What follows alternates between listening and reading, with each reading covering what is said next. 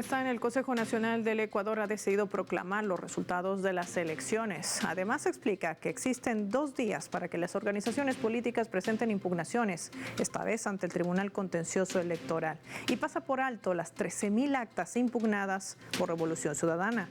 ¿Qué está pasando en ese país? Hoy vamos a analizar los escenarios. Inicia el mapa. Bienvenidos.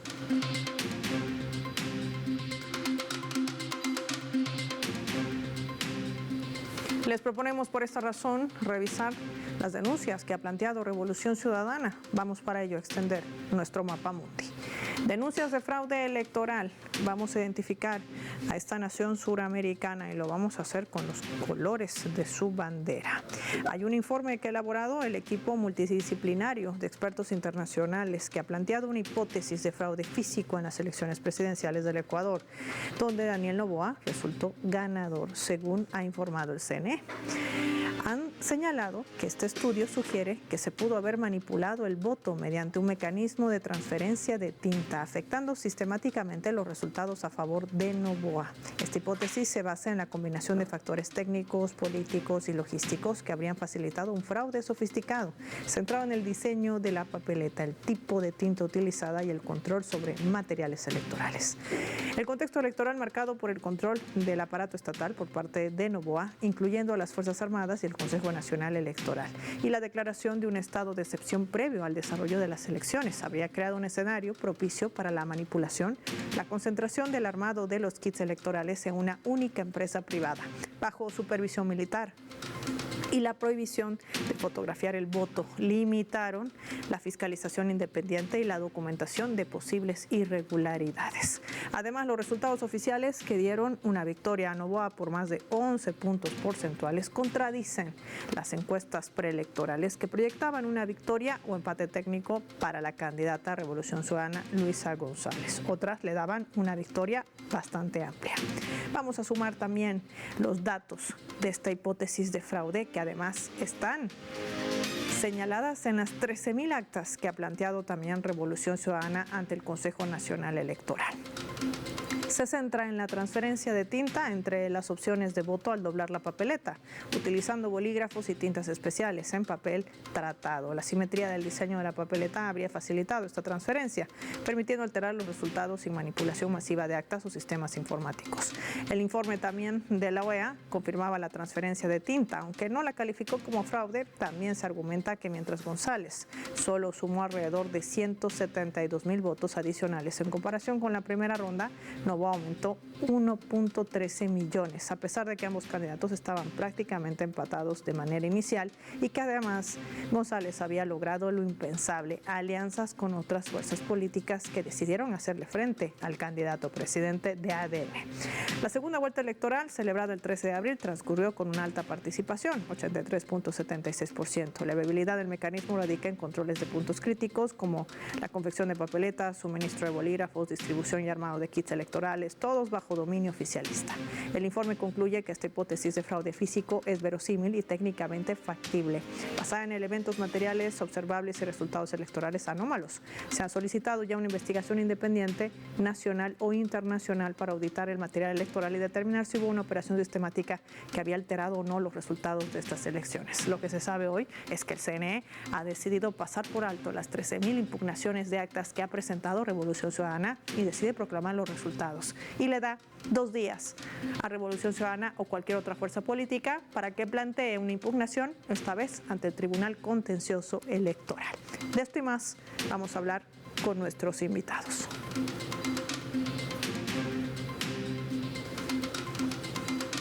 Nos acompaña en directo para analizar este escenario desde el Ecuador Jonathan Báez, economista, también analista internacional. Qué gusto tenerlo en el mapa. Gracias por su tiempo para Telesur. Bienvenido. Saludos, Paola, y también a toda Latinoamérica que nos escucha en este momento. Gracias, Jonathan. Primero que nada, queremos saber, ¿qué representa este movimiento que hace el Consejo Nacional Electoral? Estamos hablando de 13.000 actas impugnadas, que el CNE dice hace instantes nada más, no tienen fundamento, es decir, han sido pasadas de largo. Y esto llevará 2 días si quieren volver a impugnarlas, pero esta vez ante el Tribunal Contencioso Electoral.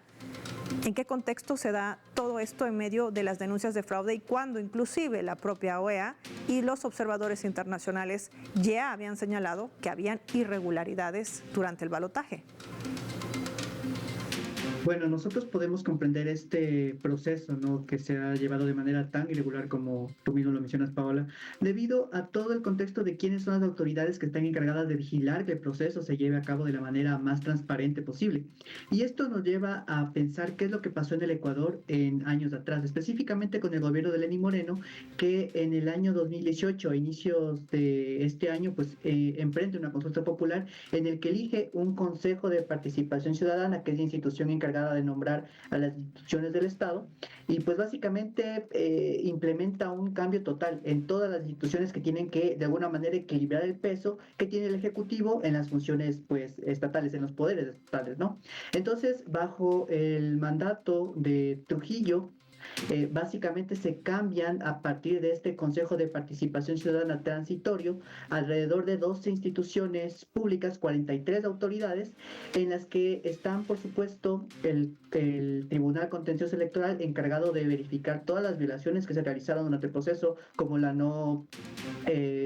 no pedido de licencia por parte del presidente candidato Noboa, y pues también el Consejo Nacional Electoral a cargo de llevar las elecciones. Entonces, nosotros vemos cómo el régimen de Lenín Moreno articuló algo que se conoce como el ámbito de la captura corporativa del Estado, es decir, cómo entes del sector privado ingresan al sector público para beneficiar los negocios del sector privado y después salen. Pero nosotros aquí estamos hablando de una situación más complicada a la que se enfrentan los países latinoamericanos, y es que existe una captura ampliada de los poderes del Estado, en este momento representado por Trujillo, ¿no? De esto nosotros, pues, junto con un conjunto de colegas que analizamos lo que fue Lenín Moreno, pues, y su etapa, ¿no?, de cambio de rumbo, existe este libro que es público, como debe ser el conocimiento, y pues ahí se encuentra el capítulo de la pandemia neoliberal, captura ampliada, ajustes de deuda externa y precarización laboral en el Ecuador entre 2018 y 2020. Y ahí se cuenta todo el proceso de cómo este espacio liderado por Trujillo y, por supuesto, en contubernio con Lenín Moreno, transforma todas las instituciones del Estado y lo que hace es permitir que estas violaciones a la Constitución tengan lugar. Entonces, frente a esta situación, lo que deriva en última instancia es que estas instituciones se acomodan de acuerdo a lo que necesitan. Entonces, tenemos el caso del ministro de Economía, Richard Martínez, que termina endeudando al país, paga en plena pandemia y un montón de personas fallecen sin importar nada. Básicamente lo que ocurre es que él después se va a trabajar en un instituto que es acreedor del Estado, y esto básicamente bajo la venia de estas instituciones, porque también la transformaron. Ahora, sí, este proceso totalmente inconstitucional se traslapa también a este ámbito de elecciones. Entonces ahí tenemos nosotros todo el panorama de cómo ocurre este proceso, de tal manera que si es que Luisa González de todas maneras hubiera ganado, hubiera sido muy complicado debido a que las otras instituciones, incluido la Fiscalía General del Estado, hubiera sido un enemigo total de un proceso de bienestar de la población bajo su mandato. Jonathan, entonces, ¿nos quieres decir con todo este contexto y explicación de cómo se ha ido trabajando para deshuesar la institucionalidad del Ecuador? Eso es lo que tiene enfrente esta nación suramericana, y sobre todo, ¿qué hubiesen representado estas 13,000 actas impugnadas por Revolución Ciudadana si realmente el Consejo Nacional Electoral ha pegado en la normativa constitucional y también en el Código de las Democracias hubiese resuelto este tipo de impugnaciones cuando hay tantas observaciones, no solamente internas, sino también internacionales? Obviamente, como acabo de mencionar, ¿no?, si es que, por ejemplo, aquí existieran instancias como la Corte Constitucional, que también fue transformada por el Trujillato. De hecho, el Ecuador se quedó un mes sin la Carta Magna más importante, sin alguien que vigilara que la Constitución sea cumplida.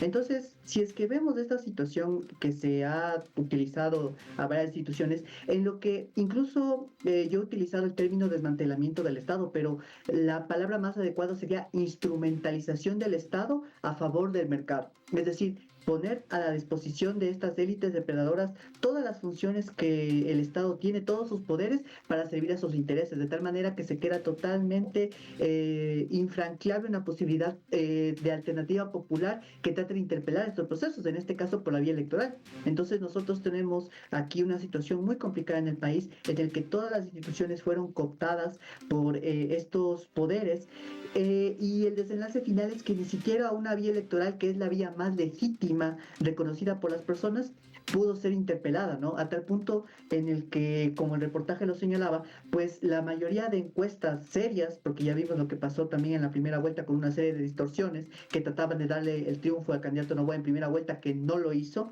¿sí? Entonces, nosotros estamos frente a la presencia de una compleja situación en la que muy pocas personas están presentes en estas instituciones y por lo tanto las autoridades terminan haciéndose de la vista gorda sin básicamente hacer su trabajo, su labor, y de hecho tenemos incluso estos nexos políticos familiares entre las instituciones del Estado y también pues lo que tiene que ver con el control electoral. Me refiero específicamente a la relación que tiene el hermano de la presidenta del Consejo Nacional Electoral y que su hermano es parte de la función ejecutiva del presidente Noboa. Entonces, nosotros estamos aquí presentes ante una situación en la que todo este andamiaje institucional que tiene por fin balancear los poderes del Estado está apuntando a una sola balanza, y es beneficiar el poder corporativo de la gran empresa, de la élite empresarial, porque esto claramente va a afectar a los pequeños negocios y a las personas en general. Entonces, esas 13,000 actas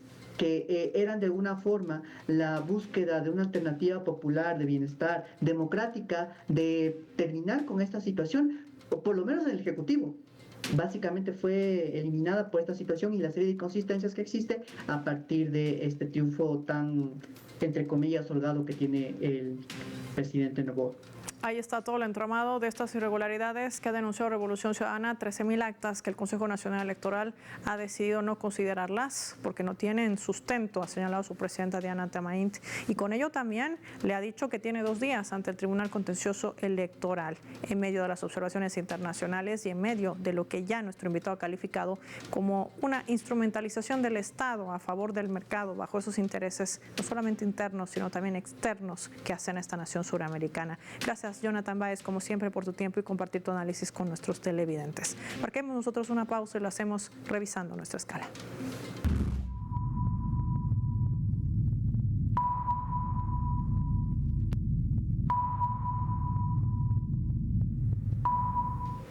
Les vamos a compartir en nuestra escala el editorial de Atilio Borón, un experto también en análisis internacional, quien está haciendo reseña de lo que también han declarado los observadores internacionales. Vamos a decir que el observador electoral inglés, dice Atilio Borón, Lee Brown, explica cómo las elecciones en Ecuador no fueron libres y cómo su gente pagaba el precio bajo la presidencia de Noboa. Estuve, dice Brown, en Ecuador como parte de la misión de observación electoral de la Internacional Progresista. Lo que presencié durante mi semana allí no me dejó ninguna duda.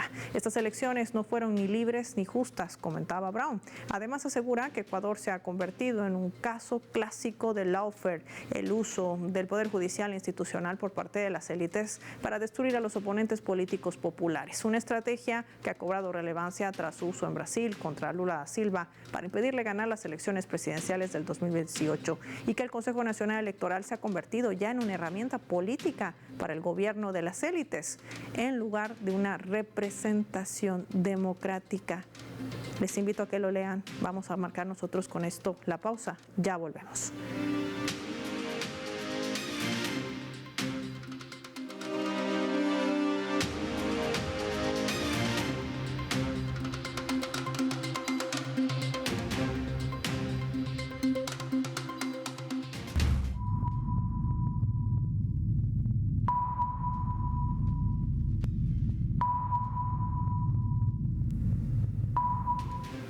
Vamos a sumar otro elemento también para el análisis, y es que el Fondo Monetario Internacional ha anunciado que la revisión de metas del acuerdo de crédito para un nuevo desembolso, escúchese bien, para el Ecuador, se va a concretar, de manera puntual en abril de este año, luego de las elecciones presidenciales en esa segunda vuelta. Es lo que estaba esperando el FMI. Autoridades del Ministerio de Economía también han viajado hacia Estados Unidos esta semana para participar de reuniones de alto nivel con autoridades tanto del FMI como del Banco Mundial. Allí van a compartir los avances del país para el tercer desembolso del programa de crédito que el Estado tiene con este organismo. Este encuentro representaría también una oportunidad para que el Ecuador pueda profundizar sus vínculos con los organismos multilaterales y promover una visión económica incluyente y resiliente, es lo que dice también el comunicado. Así lo añadía el Ministerio de Finanzas de ese país. ¿Qué relación tiene esto con las elecciones, con el balotaje y con la determinación del CNE? Lo analizamos con nuestra invitada.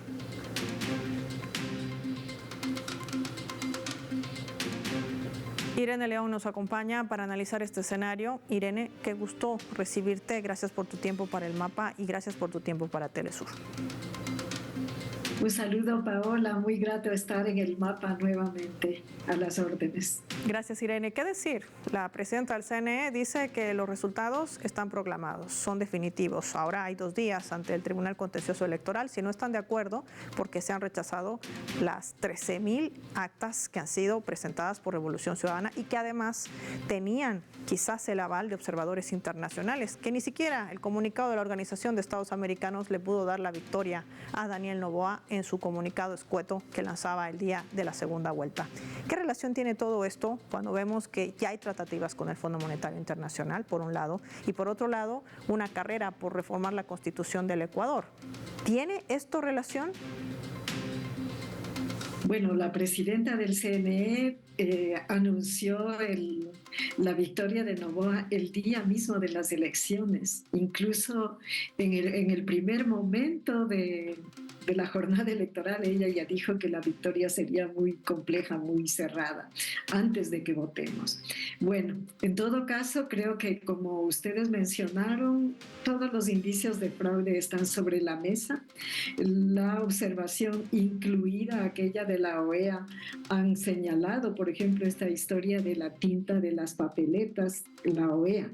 Entonces, internamente ni hablar. Hay evidencias tanto físicas como electrónicas y no es solamente el movimiento Revolución Ciudadana que ha colocado sobre la mesa esta situación, también otros actores políticos. Ahora, como esto se presentó desde el día número 1 de la convocatoria a las elecciones con irregularidades que la presidenta del Consejo Nacional Electoral y todo el Consejo no vio, era muy predecible lo que está sucediendo hoy. Ahora, eso por un lado. Creo que están sobre la mesa todas las denuncias de fraude electoral que se han colocado desde distintos frentes, como lo digo, nacionales e internacionales. Por otro lado está el frente de los intereses, que sin duda tiene una relación con el resultado.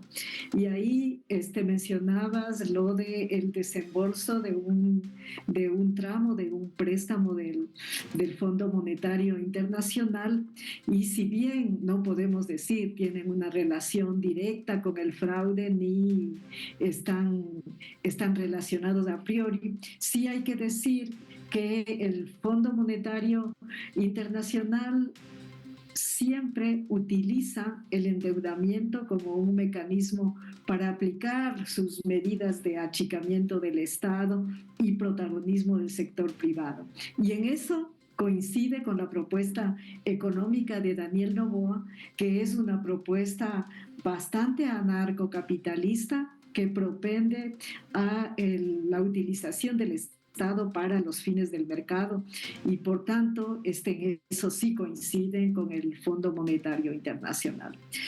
Con el eventual, no, creo que eso sí sucederá con Noboa y el fondo, con la entrega de esta parte del préstamo a Ecuador, vienen más políticas de ajuste, más endurecimiento para las condiciones de vida de la gente en Ecuador.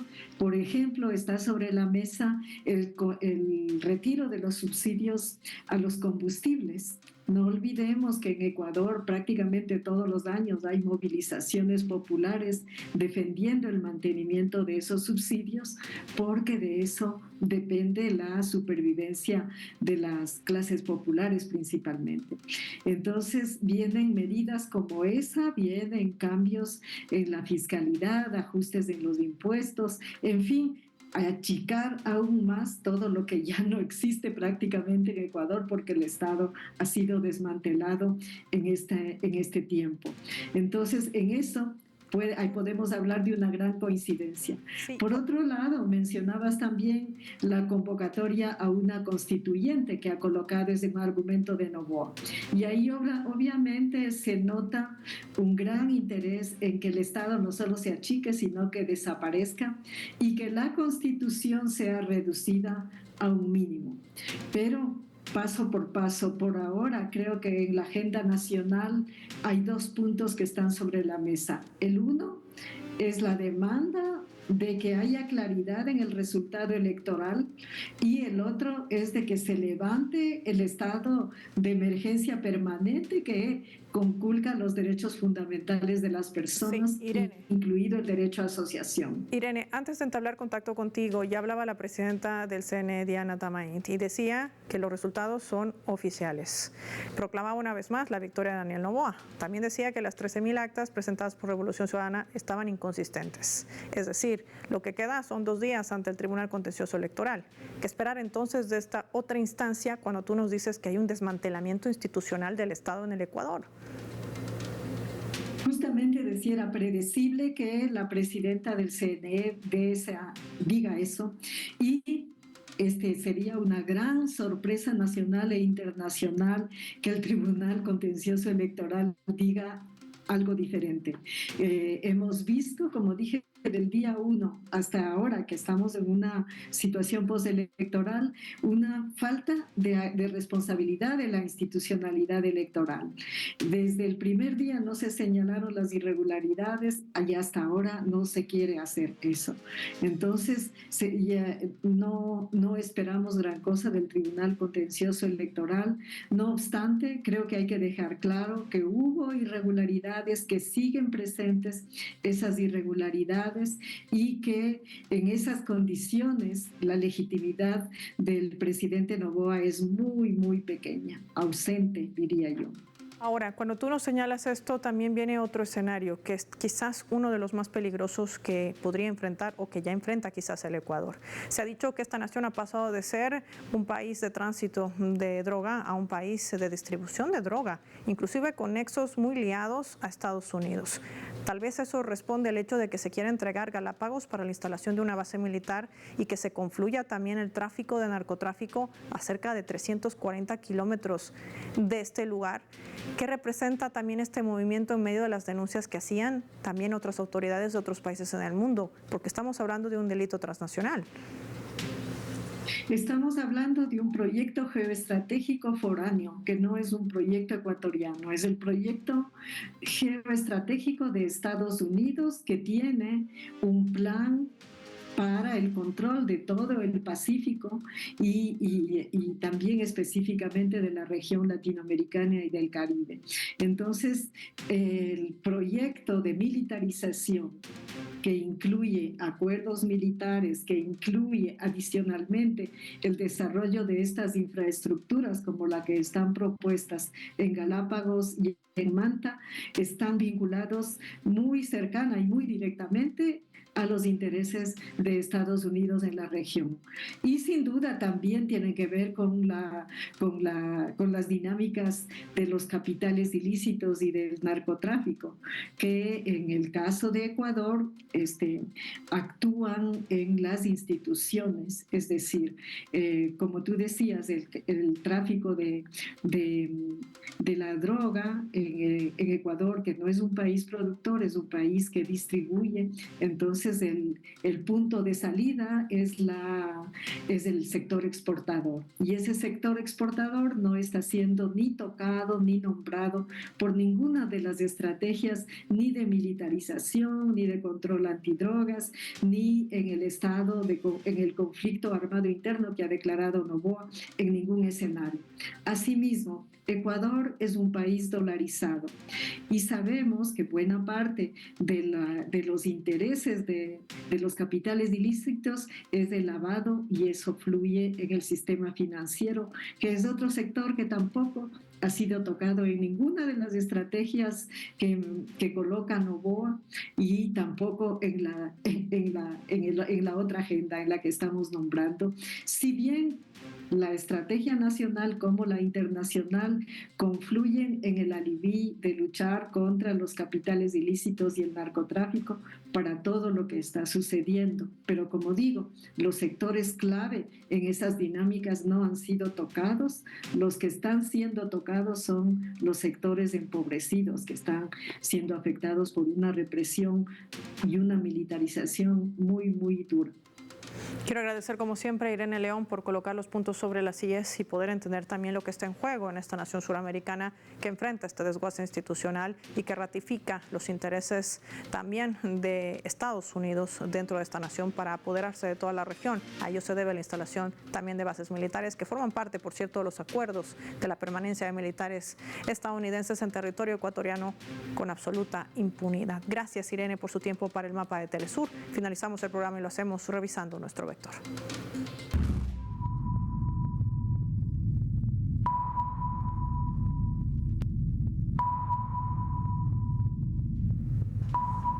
Nuestro radar en el mapa hoy nos refleja las 3 claves sobre este tema. 1. Fraude. La decisión del Consejo Nacional Electoral de no considerar las 13.000 actas impugnadas por Revolución Ciudadana es leído por la fuerza política como una vulneración a la Constitución y al Código de las Democracias y forma parte del desguace del Estado que lleva adelante el gobierno de Daniel Noboa. Perpetrarse en el poder confluye también con los intereses que están en juego en el Ecuador, tanto internos como externos. 2. Lawfare. Un nuevo periodo presidencial de ADN en el Ecuador permitirá, aseveran algunos analistas, instaurar con mayor fuerza el lawfare contra dirigentes políticos contrarios a las políticas de derecha. Se va a consolidar la persecución política que iniciaba horas después del balotaje, cuando desde el gobierno se emitían alertas migratorias contra militantes, seguidores de la Revolución Ciudadana y críticos a la administración de Noboa.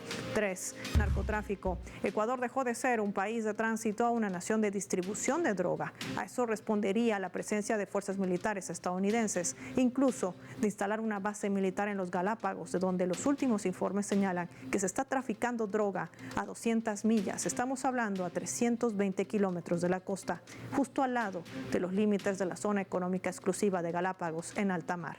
La gran pregunta es, ¿Estados Unidos protege ese ilícito o lo combate? Soy Paola Pérez y nos vemos en otra edición del Mapa.